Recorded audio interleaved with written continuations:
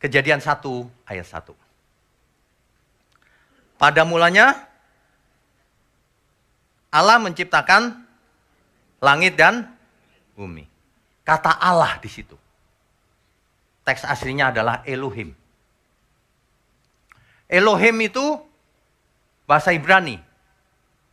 Elohim itu kalau dilihat gramatikanya bentuknya jamak. Seolah-olah para Allah. Atau Allah lebih.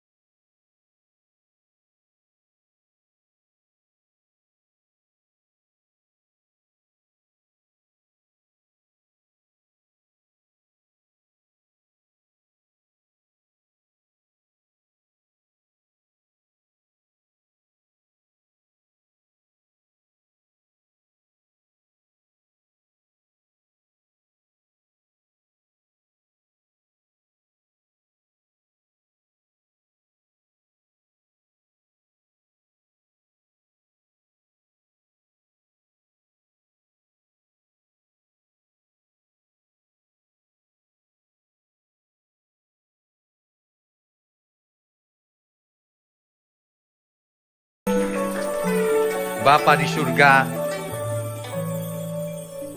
kami sungguh mengucap syukur kalau kami punya Bapa seperti Engkau, punya Tuhan seperti Tuhan Yesus.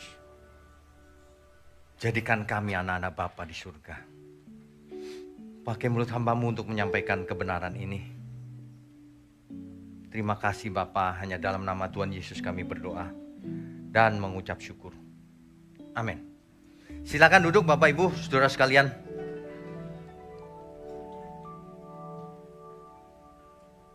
Topik kita pagi ini sebenarnya adalah seri panjang. Nanti suatu hari saya akan buat seminar tentang nama Tuhan. Banyak orang tidak mengerti nama Tuhan siapa. Apa itu istilah-istilah? Banyak sekali istilah di Alkitab. Dan itu sangat menarik, itu seri panjang. Ya. Pagi ini kita akan bicara soal juru selamat. Saya ingatkan supaya Bapak Ibu Saudara ikutin sesi 1 dan 2. Karena tidak bisa satu sesi. Dan kan ada di YouTube ya. Kita harus mengerti benar apa adanya. Sesuai dengan tulisan Alkitab. Tidak boleh dirubah-rubah. Sesuai teks asli Alkitab. Sesuai konteksnya. Banyak orang saya perhatikan ya, meskipun pengkhotbah, meskipun sudah lama jadi pendeta, tapi baca Alkitab saja tidak bisa. Tidak sesuai dengan teks asli Alkitab. Tidak sesuai dengan konteks yang dimaksud oleh Alkitab. Ini menyedihkan loh sebenarnya. Malah ngawur-ngawur gitu. Pagi ini kita akan belajar secara urut. Agak rumit saudara. Tetapi fokus, harus fokus. Sebab orang yang tidak tekun tidak akan mengerti kebenaran. Kebenaran itu kompleks, tidak sederhana. Tetapi juga sederhana. Nah ini yang sulit dijelaskan. Ya, kita akan lihat teks Alkitab.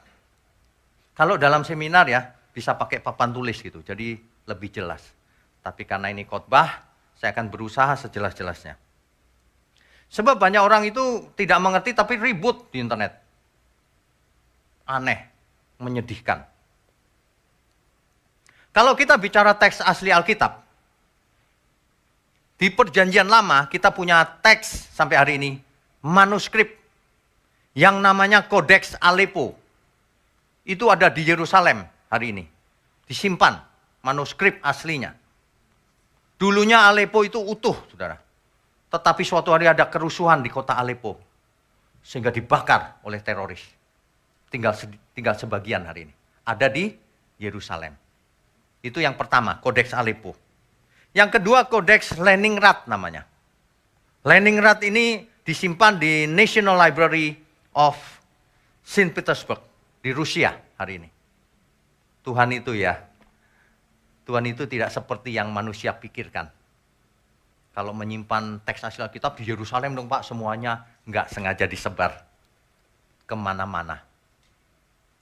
Itu membuktikan Tuhan mengasihi seluruh bangsa. Amin. Di Rusia, saudara.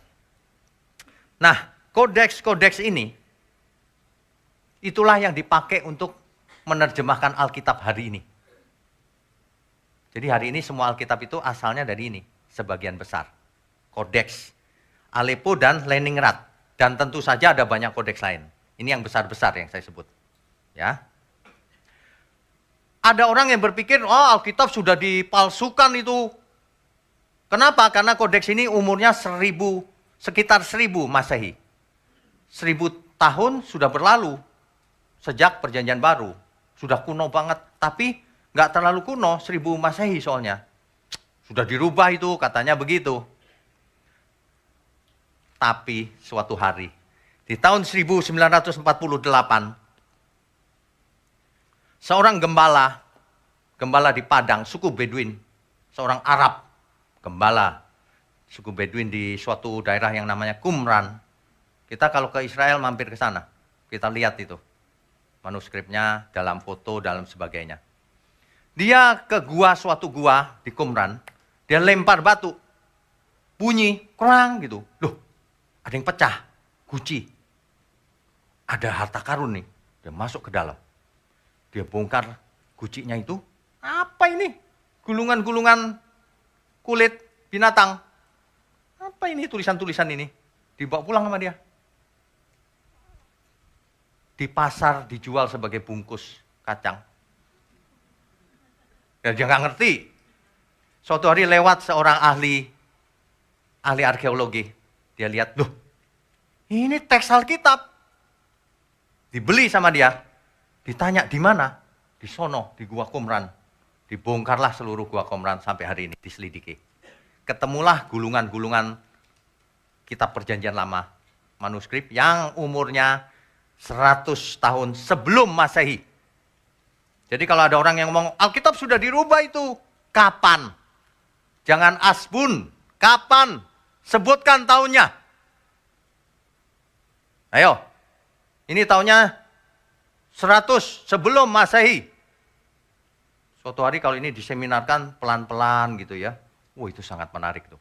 Biar orang awam pun mengerti. Selama ini orang awam nggak mengerti yang begini-beginian. Kita buka pelan-pelan. Sebab ngajak ribut di internet. Kalau ngajak ribut, saya bongkar pelan-pelan nih. Aslinya seperti apa. Ya, itu Perjanjian Lama yang ditulis dengan bahasa Ibrani yang tidak ada vokalnya. Tidak ada huruf hidupnya. Ya, Alef, Lamet, He, Mem. Gitu doang. Apa itu ALHM itu apa ya? Tapi orang Ibrani tahu, itu bacanya Elohim. Tapi dengan berjalannya waktu, jangan-jangan generasi muda nanti nggak tahu cara bacanya. Nggak ada vokalnya. Takut hilang. Suatu hari ada tim Masoret namanya. Kelompok ahli kitab. Dia menulis tanda vokalnya. Supaya bisa dibaca sampai hari ini. Namanya teks Masoret. Berdasarkan kodeks yang tadi dibuat teks Masoret. Inilah yang dipakai untuk menerjemahkan Alkitab kita hari ini. Jadi kalau orang menolak teks Masoret, kau jangan pakai Alkitab. Ngarang-ngarang sendiri bunyinya dan sebagainya. Ada buktinya Pak sampai hari ini, teks Masoret. Pakai terjemahannya tapi nggak mau ngikutin. Manusia benar-benar deh. Aneh, nggak tahu untungnya apa. Kalau Perjanjian Baru, Kodeks Vatikanus namanya. Disimpan di Vatikan di Roma, abad keempat Masehi. Satu lagi Kodeks Sinaiticus, Ada di London, di British Library. Kalau kita ke Israel, misalnya mampir ke Mesir, ada Gunung Sinai di sana. Di kaki Gunung Sinai itu ada biara Saint Catherine namanya. Santa Katarina. Disitulah ditemukan kodeks Sinaiticus ini. Ya, jadi kita punya kodeks yang lengkap sampai hari ini. Bisa dicek sendiri. Inilah yang dimaksud bukti primer. Bukti primer itu bukti yang asal usul. Orang kalau ditanya, mana buktinya? Lihat kamus. Lihat leksikon. Kata orang, ensiklopedia. Salah. Bukti itu harus balik ke primernya, teksnya. Amin nggak ini? Ya kalau nggak mau kembali ke teks ya terserah situ, ngarang aja sendiri sekalian. Teksnya asli ada kok sampai hari ini. Oke. Kejadian 1 ayat 1. Pada mulanya Allah menciptakan langit dan bumi. Kata Allah di situ. Teks aslinya adalah Elohim. Elohim itu bahasa Ibrani. Elohim itu kalau dilihat gramatikanya bentuknya jamak. Seolah-olah para Allah. Atau Allah lebih dari satu. Tapi itu pikiran manusia. Kalau kita belajar bahasa Ibrani ya harus sesuai dengan gramatika Ibrani. Dengan aturan Ibrani. Elohim itu artinya tunggal meskipun bentuknya jamak. Kalau orang udah mabok tuh gini. Elohim itu jamak Pak. Itu isinya Bapa, Putra, dan Roh Kudus. Kelihatannya benar. Tapi bukan begitu. Elohim itu tunggal. Jangan maksa. Tanya orang Ibrani. Sekarang kita begini aja deh. Ketika Kejadian 1 ayat 1 ini ditulis, siapa yang menulis? Musa. Musa tahu Tritunggal nggak? Orang Israel tahu apa? Nggak tahu apa-apa. Taunya cuma Allah. Elohim. Nggak tahu ada Yesus, ada Roh Kudus. Belum tahu ketika itu. Taunya ada Elohim. Satu-satunya Elohim yang perlu disembah. Kalau belajar itu harus apa adanya. Jangan ngeyel. Enggak. Ya enggak ya terserah kamu situ. Kalau mau belajar yang benar itu teks asli Alkitab dan konteksnya. Elohim ini meskipun bentuknya jamak, tapi sebenarnya tunggal. Kenapa? Dalam tata bahasa Ibrani disebut gaya bahasa plural of intensity. Atau plural of majesty. Karena kemuliaan Allah itu begitu luar biasa, ditulis dalam bentuk jamak. Ngerti ya maksudnya ya? Karena sangat luar biasa, maha segalanya, maka ditulis dalam bentuk jamak. Nggak percaya, tanya dosen Ibranimu. Ya, jangan ngarang-ngarang sendiri kau. Kalau mau belajar itu sesuai kitabnya. Ini kitab perjanjian lama. Dalam bahasa Ibrani. Buktinya apa? Sebelum itu. Nggak boleh Pak pakai kata Allah. Allah itu Tuhannya orang Arab katanya gitu. Itu orang yang nggak mengerti itu begitu.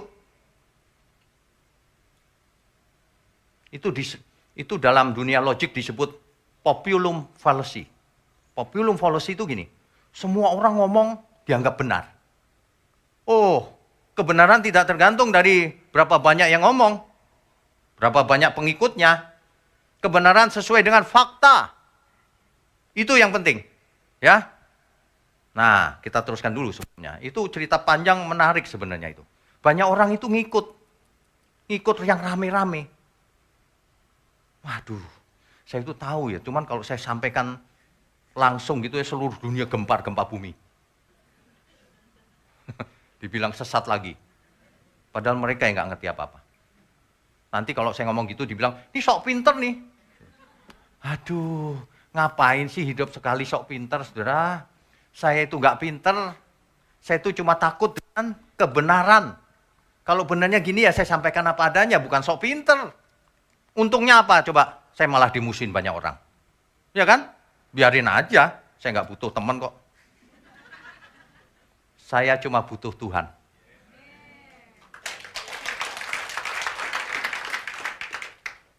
Kata Elohim di Alkitab disebut sangat banyak. 2.601 kata Elohim. Di dalam 2.248 ayat. Nggak percaya? Hitung sendiri. Baca seluruh Alkitab, dihitung, dicatat. Oke. Buktinya apa? Elohim itu tunggal satu. Satu matematika. Buktinya apa? Lihat saja pengakuan imannya orang Israel. Shema Yisrael. Ulangan pasal 6 ayat 4. Dengarlah hai Israel, Tuhan itu Allah kita. Tuhan itu Esa, satu. Bukan tiga, satu. Ini kata orang Israel. Di zaman perjanjian lama. Jangan dipotong video saya. Orang-orang jahat itu suka motong video, lalu jelek-jelekin. Kamu tuh cari apa sih? Gak takut Tuhan sih kau. Menuhankan diri sendiri itu namanya. Kalau mau tahu kebenaran itu apa adanya disajikan. Gak ada waktu Pak aku nonton seluruhnya. Kalau gitu jangan komen. Saya itu bukan marah-marah loh saudara. Ini sedang menegaskan. Jangan sampai semua orang tersesat. Saya mau, saudara tolong fokus sebentar ya. Shema Yisrael ini bunyinya begini, saudara. Shema Yisrael. Adonai Eloheinu. Adonai Echad. Shema Yisrael. Dengarlah hai Israel. Adonai Eloheinu. Tuhan itu Allah kita. Adonai di situ, teks aslinya YHWH. Orang lain menyebutnya Yehova. Ada yang menyebut Yahweh. Dua-duanya salah. Itu bukan Yehova, bukan Yahweh. Itu bacanya Adonai. Tahu dari mana Yehova? Gak ada buktinya Yehova. Tahu dari mana Yahweh? Gak ada buktinya Yahweh. Inilah yang saya sebut dengan populum fallacy. Kesalahan karena semua orang udah nyebut bener nih. Itu kamus bener, itu ensiklopedia begitu. Oh berarti Bapak lebih pintar dari ensiklopedia. Ini bukan soal pinter-pinteran.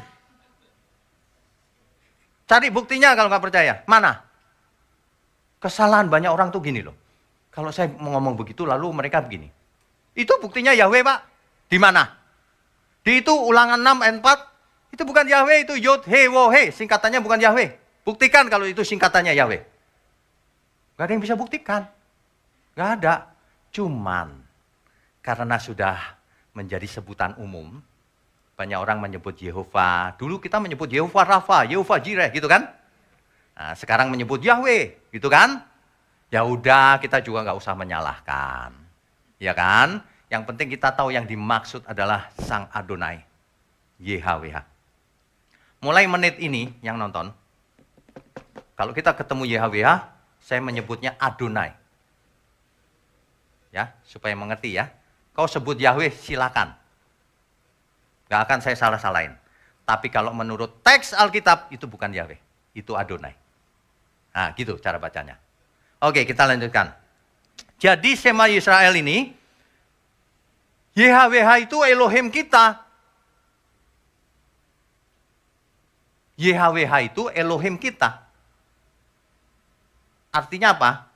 Kalau dalam bahasa Ibrani, Adonai Eloheinu. Allahnya kita, YHWH itu. Gitu loh. Tapi diterjemahkan dalam bahasa Indonesia, Tuhan hurufnya besar semua. Jadi mulai hari ini, Bapak Ibu Saudara sekalian kalau baca Alkitab, Tuhannya pakai huruf besar semua, itu artinya teks aslinya YHWH. Mengerti ya maksudnya ya? Kemarin ada yang komentar, saya lihat, apa ini Yahweh? Gitu. Loh, kamu nggak pernah baca Alkitab? YHWH itu di Alkitab ada memang. Memang bunyinya bukan Yahweh. Tapi kalau orang menyebut Yahweh itu maksudnya YHWH itu loh. Gitu ya. Jelas ya? Nanti saya diadu sama orang-orang. Orang-orang nyebutnya Yahweh ini kok bukan. Ya terserah situ. Yang benar itu Adonai menyebutnya. Nah, yang dimaksud adalah Adonai Echad. Echad di situ satu matematika. Satu beneran. Orang Israel tuh menyembah Elohim. Satu, Esa. Bukan 3. Bukan 3 in 1 atau 1 in 3. Itu zaman perjanjian lama saya ceritanya. Jangan mengada-ada. Ya. Ingat, dengar yang lengkap. Nanti saya dipotong, disesat-sesatin. Kita teruskan. Israel itu di zamannya Abraham, Ishak dan Yakub, lalu Musa, lalu para nabi, menganggap Elohim itu cuma satu, gak ada yang banyak. Kok gitu aja gak ngerti ya? Siapa itu Elohim? YHWH. Adonai. Dalam bahasa Indonesia, Tuhan huruf besar semua. Gitu ya? Sampai situ mengerti ya? Amin ya? Ini saya udah berusaha sejelas mungkin nih. Cepat tapi jelas. Buktinya apa lagi? Buktinya Tuhan Yesus sendiri yang menjawab. Kita baca. Markus pasalnya yang ke-12.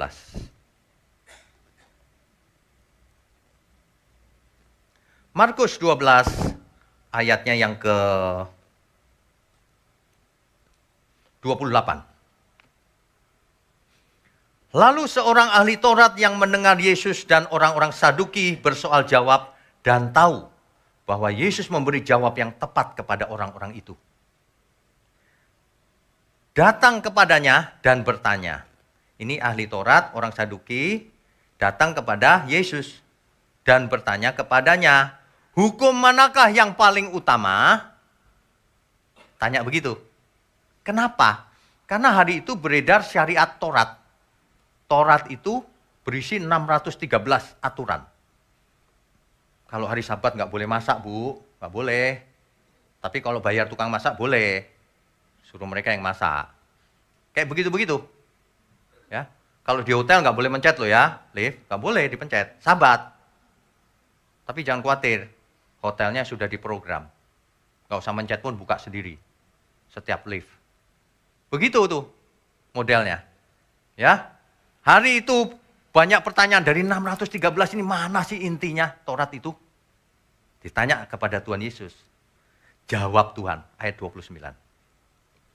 Jawab Yesus, hukum yang terutama ialah, dengarlah hai orang Israel, Tuhan Allah kita, Tuhan itu Esa. Tuhan lagi sebut apa ini? Yesus sedang mengajarkan apa ini? Shema Israel. Ingat tadi? Ingat, Yesus orang Yahudi. Ingat, para rasul juga orang Yahudi. Semuanya juga orang Yahudi, orang Israel. Jadi masih sama pikirannya. Ajarannya masih sama, nggak berubah. Ketika ditanya, Yesus menjawab, dengarlah hai Israel. Ya, Tuhan Allah kita itu, Tuhan itu Esa. Yang dimaksud kata Tuhan di sini oleh Tuhan Yesus siapa? Nanti ada orang yang nggak ngerti, Tuhan Yesus maksudnya diri sendiri gitu, ngawur. Itu sedang cerita perjanjian lama itu loh. Yang dimaksud Tuhan ini Elohim. Adonai Elohim. Kalau orang mau menyebut Yahweh Elohim namanya. Di Alkitab tulisannya Yahweh Elohim. Adonai Elohim. Ya. Itu yang disebut Tuhan Yesus itu Esa. Jadi Yesus tidak sedang menunjukkan dirinya, aku Tuhan. Bukan itu. Belum saatnya. Ini sedang mengajar hukum yang terutama itu. Nah, jadi Tuhan Yesus sendiri mengajarkan ada Allah yang Esa. Ya, Elohim yang Esa. Itulah kisah di perjanjian lama. Di perjanjian baru ketika Tuhan bicara, Tuhan Allah kita, Tuhan itu Esa. Teks aslinya Kurios, Hotheos, Emon Kurios, Estin. Coba dicek yang bisa Yunani, Estin itu apa? Satu, Esa. Ya, dengarkan sampai selesai, jangan dipotong videonya. Oh, jahat sekali kau. Suka motong-motong. Untungnya apa sih? Kau nanti untung sih masuk neraka kau. Jahat banget jadi orang. Dengerin, kita itu sama-sama semua masuk surga. Nggak ada seorang pun mau masuk neraka, mana ada sih? Siapapun agama lain juga nggak ada yang masuk neraka. Maksudnya mau masuk surga. Cuman pengertiannya ada yang salah. Hati-hati. Ya. Jadi di perjanjian baru, istilah Tuhan yang T-nya besar saja, itu bisa menunjuk kepada Bapa, bisa menunjuk kepada Yesus. Tergantung ayatnya, tergantung konteksnya. Hati-hati, ya, hati-hati. Itu maksudnya. Nah, tapi Tuhan Yesus memperkenalkan bahwa ada Bapa, panggil dia Bapa. Siapa yang dimaksud Tuhan Yesus dengan Bapa? Siapa? Adonai, Elohimnya Abraham, Ishak dan Yakub, yaitu YHWH, Adonai. Panggil dia Bapa. Makanya Tuhan mengajarkan Bapa kami yang di surga. Kan jelas itu. Emang nggak bisa baca apa? Bapa kami yang di surga. Itu jelas banget. Ya. Tadi itu di depan apa? Waski ya? Itu karangan saya lagu itu. Itu Bapa kami yang di surga. Jadi kita panggil dia Bapa. Itu mantep loh. Kita panggil dia Bapa. Ya. Bapa kami di surga, dimuliakan namamu. Datanglah kerajaanmu di bumi. Bapa kami di surga, dimuliakan namamu. Jadilah kehendakmu di bumi seperti di surga. Demikianlah hidupku dalam tanganmu, memuliakan namamu Tuhan. Demikianlah hidupku dalam kasih-Mu, meninggikan namamu Tuhan. Dalam setiap nafasku, detak jantungku, memuliakan namamu Tuhan. Dalam setiap waktuku, segenap hidupku, meninggikan namamu Tuhan. Ini ya, kebenaran ini kalau dimengerti dengan benar, maka sikap hati kita jadi benar. Banyak orang di internet menyerang, ketahuan sikap hatinya, penuh kebencian. Kalau kita teologinya benar, ketika melihat orang lain, salah pun kita tetap mengasihi. Ada amin nggak? Kita beri kemuliaan untuk Tuhan. Iya, perbuatan seseorang menunjukkan teologinya benar atau tidak. Kita biar dibully, kita nggak benci orang itu loh. Beneran, serius. Kita cuma begini loh, kamu tuh gimana sih? Cari penyakit dia. Tuhan nggak berkenan loh, serius. Logikanya sederhana kok. Kalau kita salah, bukan dibenci harusnya, dikasihani. Kamu nanti ke neraka tuh. Kasihan dong, ini enggak malah benci. Membela Tuhan. Pikiran dia membela Tuhan. Kayak teroris. Membela Tuhan dengan membunuh sesamanya. Itu kalau membenci sesamanya itu pembunuh loh di mata Tuhan. Barang siapa membenci saudaranya, ia adalah seorang pembunuh. Padahal nggak bunuh secara fisik. Membuli aja itu sudah membunuh. Jangan pernah ada kita semua yang pernah membuli ya. Kalau dibuli orang, tenang saja. Dulu Tuhan Yesus juga dibuli. Ya, kebenaran sesuai fakta. Belum selesai, jangan dipotong. Perlu diingatkan terus-menerus, soalnya bebal sih. Dari dulu motong-motong video terus hobinya. Hobi kok kejahatan. Ya. Elohim itu bentuk tunggalnya El. El itu tunggal. Elohim jamak tapi artinya tetap tunggal. Nah, El ini kalau kita panggil El, itu selalu disertai dengan nama deskriptifnya. Contohnya, beberapa contoh aja, banyak sekali. Kejadian 16 ayat 13, di situ Hagar memanggil El Roy, yang telah melihat aku. Keluaran 6 ayat 3, El Shaddai. Kejadian 35 ayat 7, El Bethel. Bethel itu sebenarnya teks aslinya Bet-El. Tapi karena logat Indonesia Bethel, ya udahlah nggak apa-apa. Sama teman nggak apa-apa deh. Yang penting kita tahu, jangan salah-salahan ya. Nah, di Kejadian 2 ayat 4 barulah muncul yang namanya tadi itu YHWH itu. Kejadian 2 ayat 4, coba ya.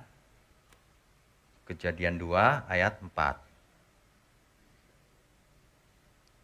Demikianlah riwayat langit dan bumi pada waktu diciptakan. Ketika Tuhan Allah menjadikan bumi dan langit. Tuhan Allah di situ adalah Tuhannya YHWH, Adonai. Allahnya Elohim. Jadi kalau mau menyebut adalah Adonai Elohim. Bukan Elohim Adonai, kebalik. Adonai Elohim, Tuhan Allah terjemahnya. Ya, belajar yang benar, sesuai teks Alkitab. Jangan improvisasi. Siapa sih kita? Kok berani ngubah-ngubah? Gitu, ya. Oke, nah Tuhan Allah di sini yang dimaksud siapa yang menciptakan langit dan bumi? Tadi Kejadian 1 ayat 1, Elohim, plural of majesty, satu, yaitu YHWH, Adonai, yaitu Bapa di surga. Ada amin? Kalau berikutnya ada penjelasan bahwa Tuhan Yesus ikut serta dan sebagainya, itu nanti. Ini kita lagi urut kitab Kejadian dulu. Kitab Yesaya masih sama, ini perjanjian lama. Belum tahu namanya nanti, Sang Juru Selamat itu namanya Yeshua. Belum tentu, belum tahu maksudnya, bukan belum tentu, belum tahu. Makanya kita perjanjian lama berisi banyak sekali nubuatan tentang datangnya Sang Mesias. Berisi nubuatan. Banyak banget akan datangnya Sang Mesias. Mesias itu apa sih artinya? Juru Selamat. Bahasa Inggrisnya Messiah. Dalam bahasa Ibraninya Masyiach.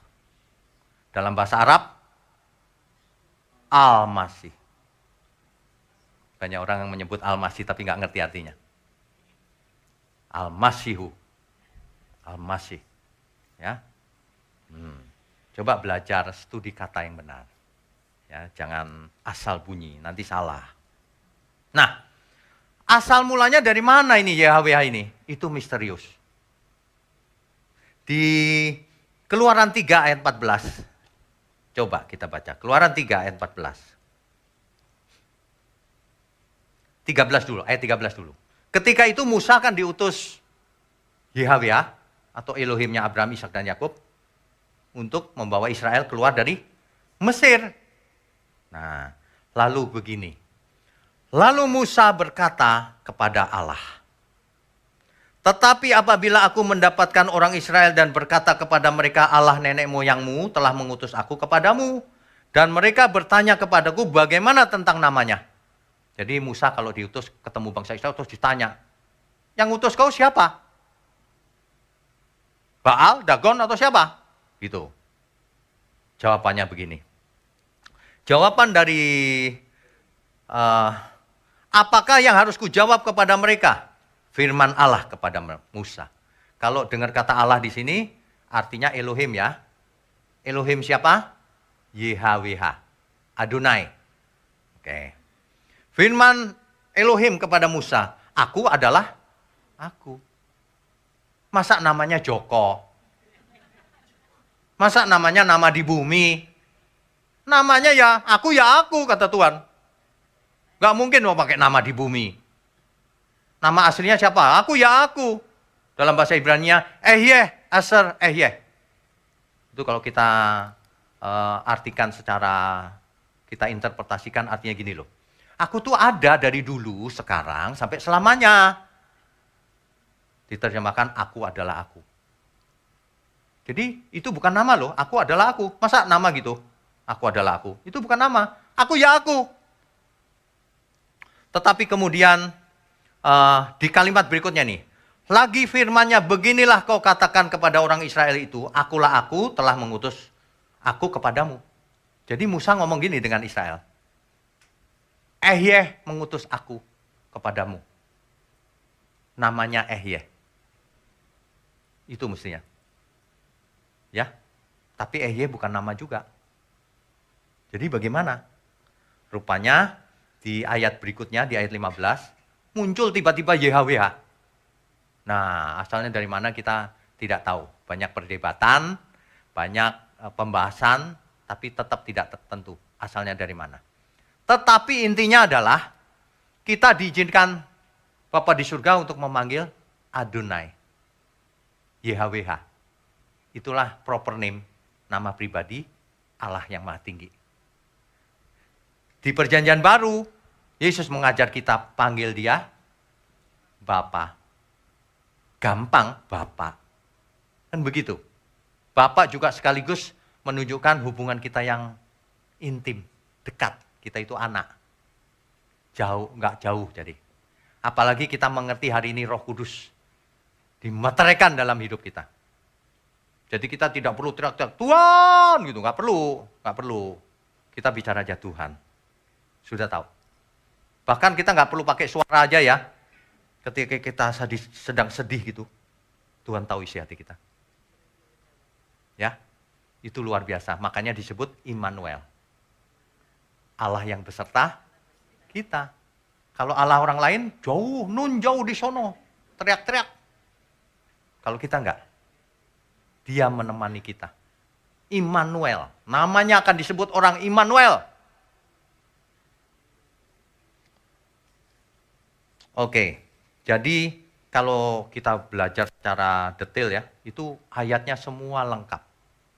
Keluaran 3 ayat 6, Elohimnya Abraham, Ishak dan Yakub itu cuma satu, yaitu YHWH. Keluaran 6 ayat 2, akulah YHWH. Coba deh, Keluaran 6 ayat 2. Selanjutnya berfirmanlah Allah kepada Musa, Elohim kepada Musa, akulah Tuhan huruf besar. Akulah YHWH, akulah Adonai. Nah, Adonai berasal dari kata Adon, artinya master. Tuan. Kenapa? Karena kita hamba. Jadi kalau kita panggil dia Tuhan, artinya kita sedang memposisikan diri sebagai hamba, doulos. Banyak sekarang nggak begitu. Tuhan, beri aku kekayaan. Merintah-merintah. Aku butuh ini Tuhan, klaim janjimu. Kurang ajar sama Tuhan. Ajaran yang salah itu membuat manusia secara tidak sengaja kurang ajar sama Tuhan. Tuhan. Dari dulu juga begitu Tuhan. Nggak ada yang klaim janjinya, nggak ada itu. Tuhan itu Tuhan. Jangankan begitu. Pernah membayangkan nggak kalau seorang jenderal masuk istana ketemu sang raja? Betul? Lah kok kita berani? Kita itu Tuhan. Dulu yang lucu ya, kalau berdoa gini, Tuhan aku mau tidur Tuhan. Tolong jagai pintu depan Tuhan, pintu belakang, jendela kiri kanan, genteng Tuhan. Kau pikir Tuhan siapa? Kau pikir jongosmu apa? Satpam. Dulu ada yang gitu enggak ya? Ada yang begitu. Sekarang kita enggak berani. Tuhan, aku mau tidur. Kalau aku besok masih bisa buka mata, aku mau bekerja untuk Tuhan. Tapi kalau besok aku enggak buka mata lagi Tuhan, aku mau tetap bertemu Tuhan. Betul? Ada di sini yang kalau tidur yakin besok bisa buka mata? Banyak yang nggak buka mata lagi. Bablas selamanya. Lo kok sombong ya, hidup sekali aja. Aduh Tuhan tolong deh. Populum fallacy. Yang disebut orang banyak belum tentu benar. Cek dulu aslinya. Pertanyaannya, aduh waktunya kok cepat sekali ya. Pertanyaannya, siapakah juru selamat itu? Apa artinya juru selamat? Juru selamat artinya juga gampang, gak usah lihat kamus. Artinya yang menyelamatkan. Kan gitu doang. Makanya disebut juru. Juru selamat, juru masak yang masak. Juru selamat yang menyelamatkan. Ya. Ada orang yang suka memanggil Yeshua HaMashiach. Maksudnya Yeshua sang Mesias, sang juru selamat. Itu loh. Nggak usah pakai Ibrani-Ibranian loh. Kayak ngerti Ibrani aja loh. Orang Ibrani aja biasa-biasa aja. Ya. Oke. Nah. Mulai sekarang ingat ya. Elohim, El, atau YHWH itu tunggal. Yaitu Bapa di surga. Ingat, belum selesai. Perjanjian lama berisi banyak nubuatan akan datangnya Mesias. Contohnya, Yesaya 7 ayat 14. Yesaya pasal 7 ayat 14. Contoh saja, ada banyak, ada ratusan sebenarnya. Sebab itu Tuhan sendirilah yang akan memberikan kepadamu suatu pertanda. Sesungguhnya seorang perempuan muda mengandung dan akan melahirkan seorang anak laki-laki. Dan ia akan menamai dia Immanuel. Sesungguhnya sebab itu Tuhan sendirilah yang akan memberikan kepadamu. Tuhan di situ YHWH ya. Bapak sendiri yang akan memberikan tanda itu. Seorang anak akan lahir. Ya. Oke, itu digenapi di mana? Di Matius. Matius pasal 1 ayat 22. Hal itu terjadi supaya genaplah yang difirmankan Tuhan oleh Nabi. Kelahiran Yesus maksudnya. Jadi di perjanjian lama ada banyak sekali nubuatan tentang datangnya Mesias. Satu lagi, Mazmur 110 ayat 1. Ini saya mungkin terlalu cepat ya, suatu hari seminar pelan-pelan. Ini juga belum lengkap. 110 ayat 1 ini yang menjadi pertanyaan semua orang dan orang tidak bisa menjawab. Ahli Taurat, orang Farisi, semuanya nggak bisa jawab. Mazmur Daud, demikianlah firman YHWH, Adonai kepada Adonaiku. Tuhan itu Adonai juga. Daud itu raja, saudara. Siapa yang dipanggil oleh Daud Adonai, Tuhan? Tuanku, Tuhanku. Siapa? Nah, ini dia. Ini yang jadi teka-teki banyak orang. Firman Adonai, firman YHWH kepada Tuanku. Kepada my master. Kepada Adonaiku. Siapa itu? Itulah nubuatan sang Mesias nanti. Kok tahu? Ngarang-ngarang? Nggak boleh ngarang. Sejak kapan kita boleh ngarang? Ya. Coba kita baca Markus 12. Ayat 35 sampai 37. Pada suatu kali ketika Yesus mengajar di Bait Allah, ia berkata, bagaimana ahli-ahli Taurat dapat mengatakan bahwa Mesias adalah anak Daud, keturunan Daud? Ini Tuhan Yesus loh yang mengajar ya. Ayat 36. Daud sendiri oleh pimpinan Roh Kudus berkata, Tuhan telah berfirman kepada Tuanku, duduklah di sebelah kananku sampai musuh-musuhmu kutaruh di bawah kakimu. Daud sendiri menyebut dia tuannya. Bagaimana mungkin dia anaknya pula? Orang banyak yang besar jumlahnya mendengarkan dia dengan penuh hikmat. Orang-orang Farisi dan ahli Taurat bingung, dia pergi. Ini gimana ya? Benar juga ada ayatnya. Gitu. Nah, ini dia yang jadi teka-teki perjanjian lama. Ini datangnya Mesias, nubuatan. Bahwa yang maha tinggi, Bapa di surga, memberikan kuasa kepada anak tunggalnya. Yesus. Semuanya diberikan. Nanti kalau Yesus datang kembali, Tuhan Yesus datang kembali, siapa yang menghakimi? Bapa di surga atau Tuhan Yesus? Tuhan Yesus. Kenapa? Semuanya diberikan kepada Tuhan Yesus. Segala kuasa di langit di bumi ada dalam tanganku, kata Tuhan Yesus. Setelah menang di kayu salib. Jelas banget. Ya. Jadi, ketika manusia jatuh dalam dosa, mestinya manusia binasa. Kitab Kejadian pasal 3 itu. Tapi Bapa di surga, Elohimnya Abraham, Ishak dan Yakub, YHWH, dia mengasihi manusia ciptaannya. Makanya keluar nubuatan Kejadian 3 ayat 15. Keturunan perempuan ini akan meremukkan kepala si ular. Maksudnya nanti akan lahir dari keturunan perempuan ini Sang Juru Selamat. Itu maksudnya. Ya.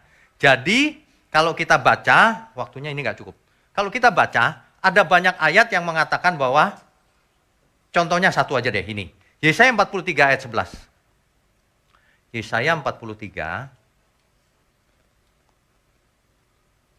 ayat 11.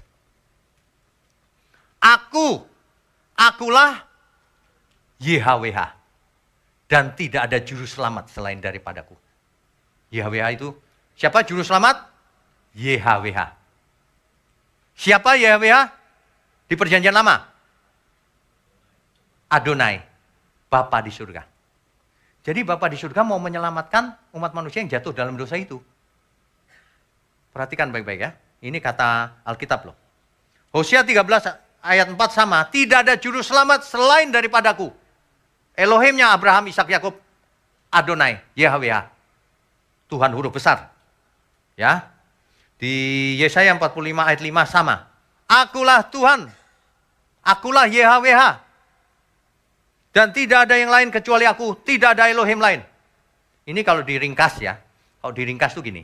Firman Tuhan bicara begini. Bapa di surga itu mengasihi manusia yang jatuh dalam dosa.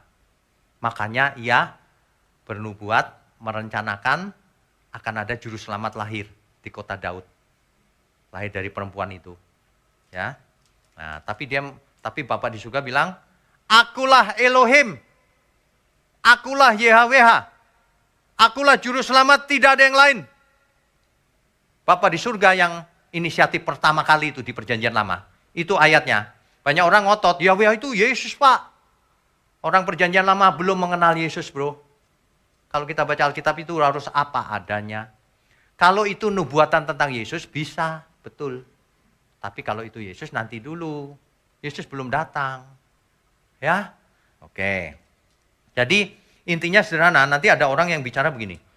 Dulu Bapak pernah ngajarin tuh YHWH itu, piktogramnya, lihatlah tanganku, lihatlah pakunya. Berarti Yesus dong. Itu artinya profetik. Bapa di surga pilih nama YHWH sengaja untuk dipanggil manusia. Padahal aku adalah aku sebenarnya. Ya udahlah, panggil Yud-Heh-Waw-Heh, YHWH. Kenapa? Rupanya di nama itu ada profetik. Ada nubuatan. Nanti yang datang juru selamat itu, lihatlah tanganku, lihatlah salib. Yesus. Rupanya Bapa di surga mengutus Yesus sebagai juru selamat dunia. Makanya ayat Alkitab itu sekolah minggu juga tahu bro.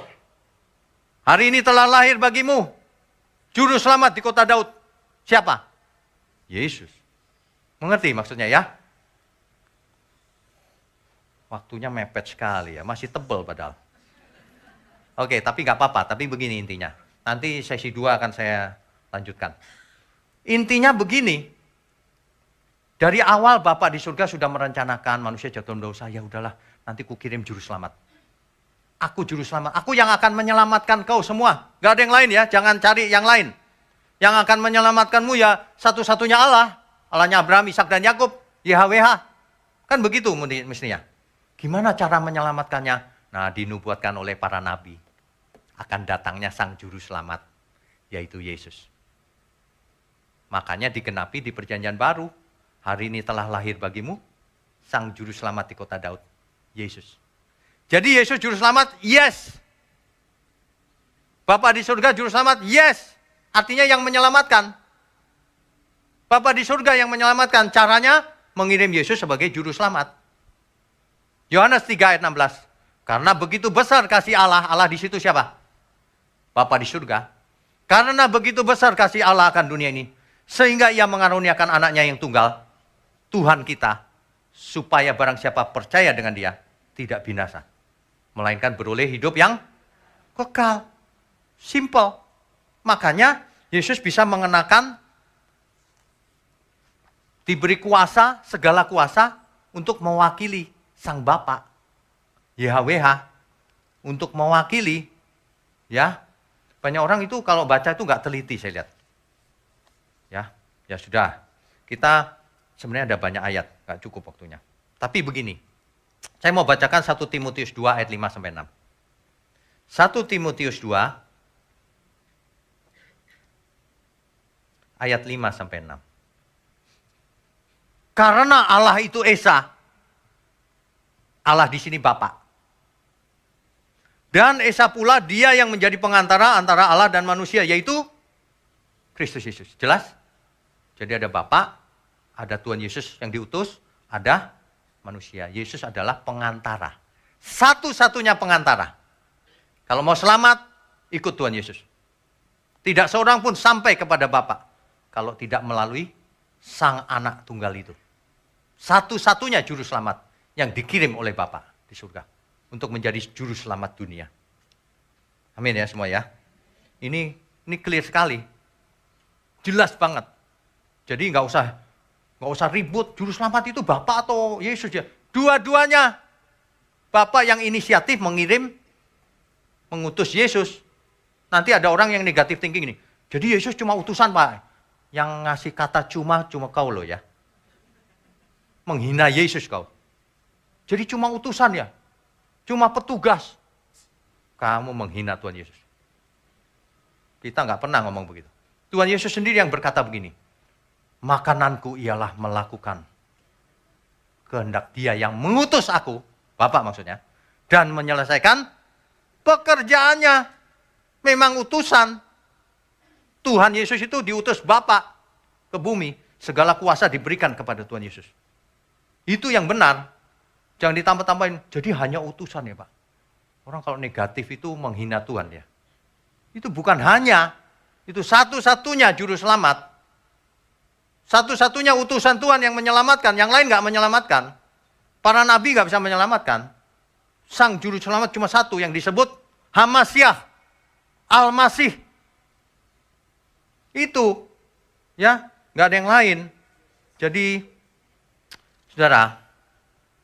Nanti ada orang yang bertanya gini, banyak orang nggak bisa mengartikan Alkitab. Yesaya 44 ayat 6. Sedikit lagi ya, saudara. Yesaya 44 ayat 6. Beginilah firman Tuhan huruf besar. Beginilah firman YHWH, Raja dan Penebus Israel. YHWH semesta alam. Akulah yang terdahulu dan akulah yang terkemudian, tidak ada Allah selain daripadaku. Tidak ada Elohim selain Bapa di surga. Apakah Yesus Allah? Dia Allah. Tetapi dia bukan Bapa di surga. Dia anak tunggalnya yang dikirim sebagai juru selamat dunia. Harus jelas itu. Banyak orang yang mengatakan Yesus itu Bapa. Loh, kok meleset lagi? Yesus itu anak tunggal Bapa. Oh, firmannya ada, ayatnya ada loh. Kok manusia enggak itu ya berani mengubah-ubah gitu. Kalau Nabi Yesaya berkata gini, karena seorang anak dilahirkan untuk kita. Namanya disebutkan orang penasihat ajaib, Bapa yang kekal. Tuh Bapa kan gitu. Aduh capek deh. Gara-gara satu ayat dia ambil kesimpulan, sementara ayat yang ribuan diabaikan nama dia. Itu teknik yang salah itu. Kenapa dia disebut Bapa yang kekal? Dia dan Bapa sudah tidak terpisahkan. Makanya Tuhan Yesus berkata ini, kalau kau melihat aku, kau melihat Bapa. Aku dan Bapa satu. Itu bukan satu lengket gitu, bukan. Satu-satunya utusan, semua kuasa diberikan kepada Tuhan Yesus. Yesus bisa memakai nama YHWH, bisa. Kenapa tidak? Mewakili Bapa tapi. Itu loh maksudnya. Banyak orang ribut, gak karuan. Ini, mudah-mudahan ini bisa memperjelas ya. Jangan memotong, saudara. Perbuatan memotong itu jahat. Saya kasih contoh sederhana ya. Di Alkitab itu ada tulisan loh, tidak ada Allah. Nah, kalau ini dipotong langsung saya disesat-sesatkan. Di Alkitab ada tulisan tidak ada Allah. Coba kita baca. Ditampilkan ya ayatnya ya. Mazmur 14 ayat 1.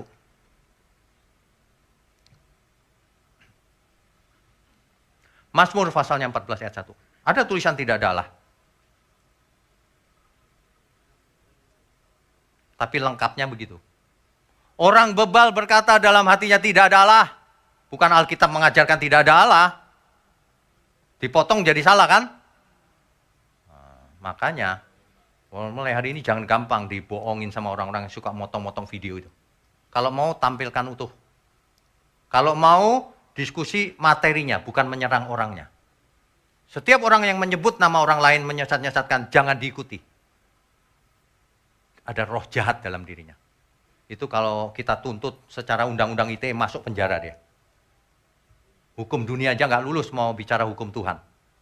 Ya, kalau kita nggak pernah menyebut si A, si B, nggak pernah, sama sekali nggak pernah. Kita cuma mengajarkan, yang ini salah, ajaran seperti ini. Yang benar tuh yang begini loh. Gitu. Amin, saudara? Kita beri kemuliaan untuk Tuhan.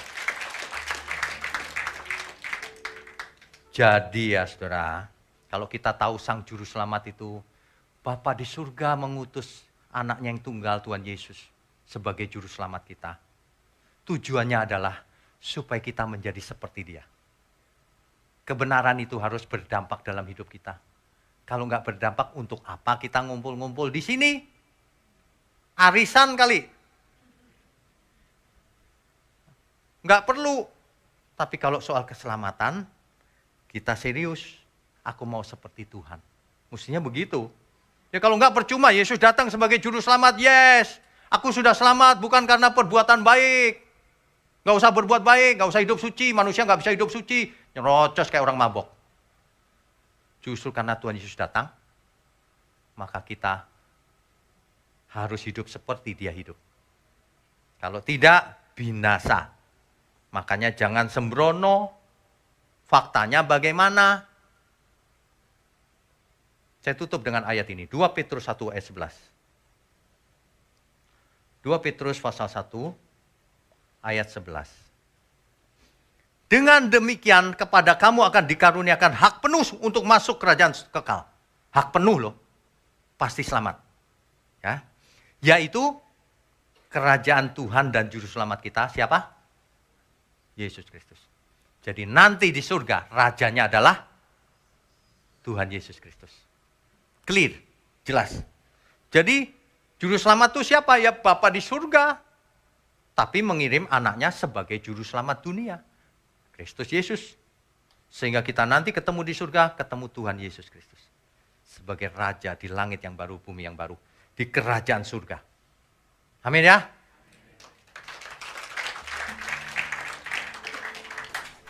Ini semua terjadi karena kasihnya Bapa juga.